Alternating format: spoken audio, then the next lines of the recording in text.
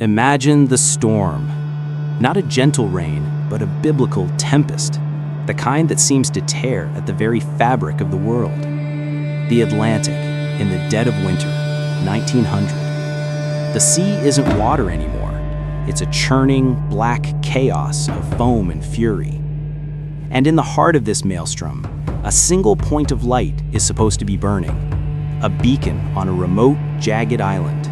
A promise of safety for the men braving the waves. But on this night, on the Flannan Isles, that light has gone out, and the three men tasked with keeping it are gone, vanished, as if the storm itself reached out a watery hand and plucked them from the face of the earth. The door to their sturdy lighthouse was locked from the inside.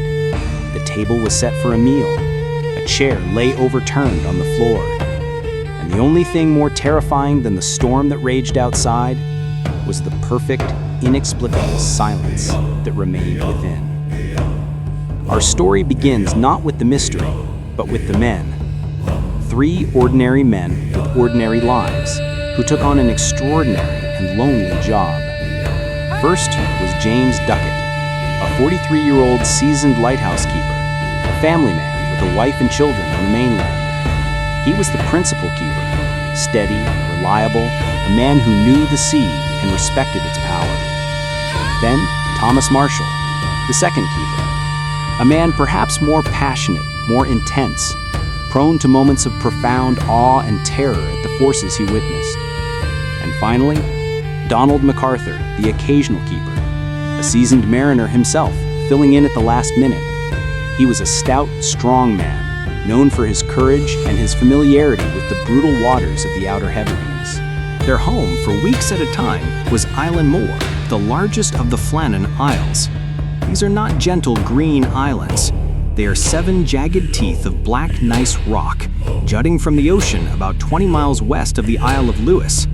The Gaelic name for them is not Eilean Mòr, a name that some say hints at the legendary Saint Flannan, but which older, darker whispers in the local pubs link to something else entirely, something older than saints. The cliffs rise 200 feet almost straight out of the water, and at the top, perched like a defiant white sentinel, was the lighthouse. It was a marvel of Victorian engineering, a 75-foot tower of stone built to withstand the worst the Atlantic could throw at it. But it wasn't just the waves the builders had to contend with. The very act of building it, from 1895 to 1899, was plagued with tragedy. Men and supplies were swept away. The locals on Lewis would shake their heads and mutter. They called Eilean Mòr the Green Island for the strange, rich grass that grew there, a grass that no sheep would ever graze upon. They said the island was cursed, that it was a place for the Fachan, malevolent spirits of Celtic myth, or that it was a gateway to Tir Fortuin, the land under the waves. The keepers, practical men of the age of steam and steel, likely dismissed such stories as superstitious nonsense. But on an island so remote, so battered by the elements, with the wind screaming like a banshee through the crags, it was perhaps harder to dismiss them completely. The last normal contact with the outside world was on December 15, 1900. The steamer Arctur, passing by on its route from Philadelphia to Leith, noted that the Flannan Isles light was burning bright and clear. All was well. The next 2 weeks, the weather was foul, as it often is in December. A relentless series of storms made passage to the islands impossible. It wasn't until December 26th, St. Stephen's Day, that the relief vessel, the Hesperus, could finally set out from Briskleet on Lewis. Aboard was Captain Jim Harvey, the superintendent, and a replacement keeper, Joseph Moore. The sea was still heavy, the sky a leaden gray. As the Hesperus approached Eilean Mòr, the men on deck scanned the tower, expecting to see a flag raised, a sign of welcome. There was nothing, no flag, no activity. And as they drew closer, a cold knot of dread began to form in Joseph Moore's stomach. The landing crane, which should have been ready to receive them, was in its resting position. The usual boxes of provisions for transfer were nowhere to be seen. The island looked utterly deserted. Captain Harvey gave 3 long, mournful blasts on the ship's whistle, the sound swallowed by the vast, empty landscape. No response. He then sounded the steam siren, a desperate, shrieking call that echoed off the cliffs. Only the gulls answered. Something was terribly wrong. Joseph Mòr volunteered to go ashore. The sea was still treacherous, the small boat rising and falling violently as the crew rowed him towards the tiny concrete landing platform, known as the East Landing. It was a perilous operation, leaping from the boat onto the slick concrete at the precise moment a wave lifted it. He made it, his heart hammering against his ribs. He was alone on Eilean Mòr. The path from the landing to the lighthouse was a steep, winding climb up a narrow path cut into the cliff face. Mòr took it at a run, his boots slipping on the wet stone. The sense of wrongness grew with every step. The gate at the top of the path was closed. The entrance gate to the compound was closed. He rushed to the main door of the lighthouse keeper's cottage, the part of the structure attached to the tower itself. He grabbed the cold brass handle and turned. The door was locked from the inside. Now his fear was a living thing clawing at his throat. He circled the building, finding a spare key in a hidden crevice, a secret known only to the keepers. His hand trembled as he fitted it into the lock. The door swung open with a creak. He stepped into the silence. The first thing that struck him was the cold, a deep, penetrating cold that had nothing to do with the weather outside. It was the cold of an abandoned place. The entrance hall and the kitchen were exactly as they should be, and yet profoundly wrong. The clock on the wall had stopped. The fire in the grate was long dead, nothing but a pile of gray ash. And there, in the kitchen, was the table. It was set for a meal. A chair was pushed back as if someone had just risen from it.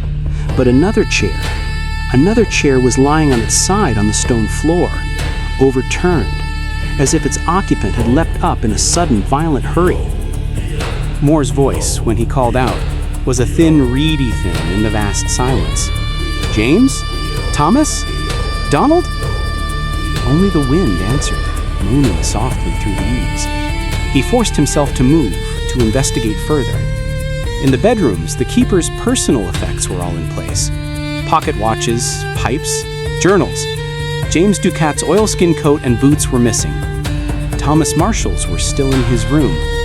But Donald McArthur's, his oilskin coat was hanging on its peg. A man does not go out into a December storm on Eilean Mòr without his oilskin. It was a death sentence.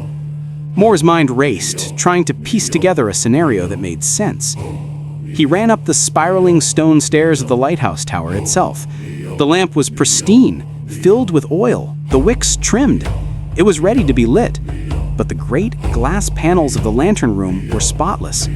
It had not been lit the night before. He descended, his footsteps echoing in the terrible quiet, and made his way back to the East Landing to signal the Hesperus. He had to report the impossible. The three men were gone.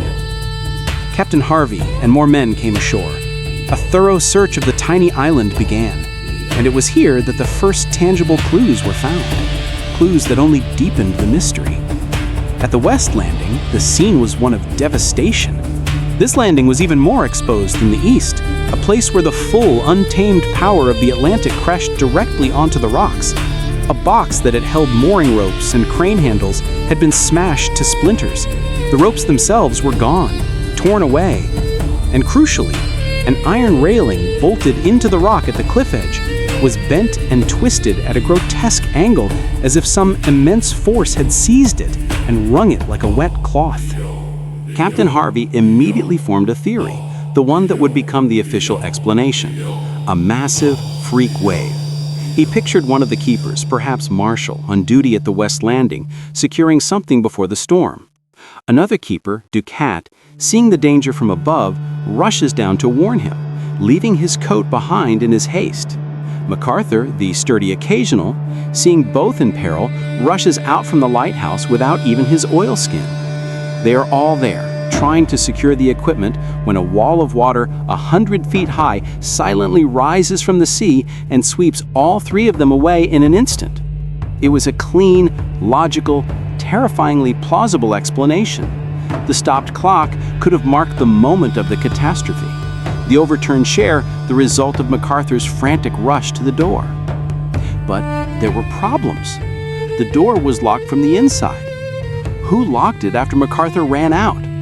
And why would all three experienced keepers, men who knew the power of the sea and the particular dangers of the West Landing, be down there at once, especially in such foul weather? The lighthouse logbook, which was recovered, added another layer of eerie detail. The entries, written in Thomas Marshall's hand, told a story of growing fear in the days leading up to their disappearance. He wrote of storms so violent the men were praying. He described James Ducat as very quiet and Donald McArthur as crying. He wrote on December 12th, "Storm ended, sea calm. God is over all." These were the words of men under immense psychological strain.